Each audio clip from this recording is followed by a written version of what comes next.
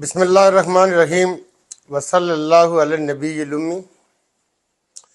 غازی ملت سردار محمد ابراہیم خان علیہ رحمہ کو ہم سے جدا ہوئے تقریباً 21 سال ہو چلے۔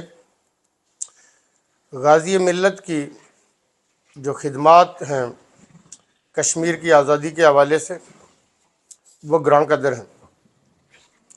وہ ساری عمر کشمیر کی آزادی کے لیے جدوجہد کرتے رہے، اور یہ جو خطہ آزاد کشمیر ہے وہ اس کے پہلے بانی صدر بھی ہوئے۔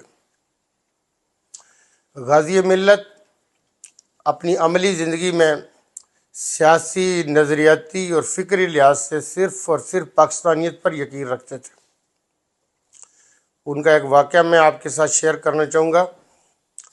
سردار خالد ابراہیم خان اللہ تعالیٰ ان کے درجات بھی بلند کرے، وہ بتاتے ہیں کہ جن زمانوں میں غازی ملت لاہور میں رہائش پذیر تھے، ایک دفعہ انہوں نے وہ مسجد میں نماز جمعہ ادا کر رہے تھے، تو جب نماز سے وہ فارغ ہوئے سلام پھیرنے کے بعد تو ان کی نظر بابا قوم محمد علی جناح علیہ رحمہ پر پڑی، تو غازی ملت نے یہ کہا کہ وہ میری زندگی کا انتہائی خوشگوار ترین دن تھا۔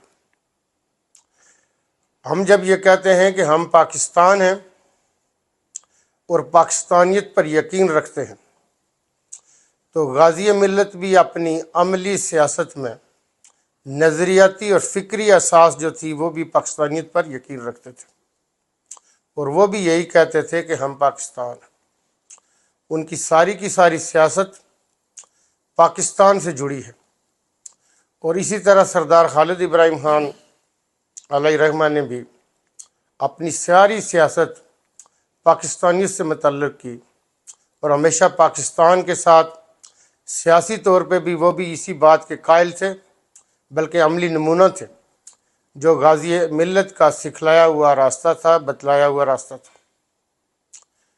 مجھے ذاتی طور پہ غازی ملت کے ساتھ بیٹھنے، اٹھنے اور سیاست کو کئی رموز ان سے سمجھنے کا بھی موقع ملا۔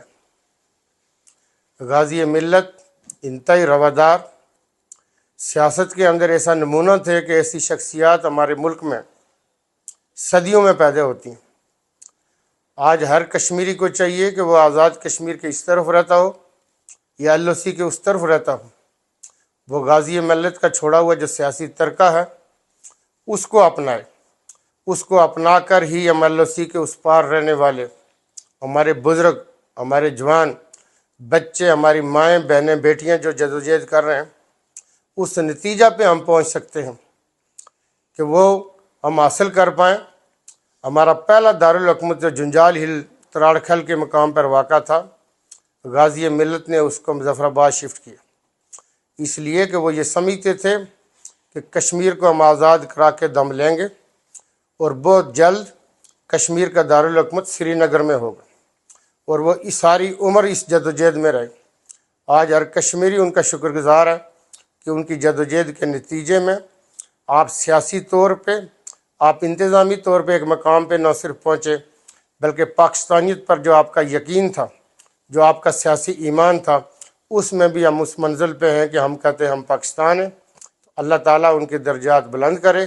ہر کشمیری کو اس بات کے لیے کہ جو ان کی جدوجہد تھی اس کے لیے ان کو یاد بھی کرنا چاہیے، ان کے درجات کی بلندی کے لیے دعا بھی کرنی چاہیے۔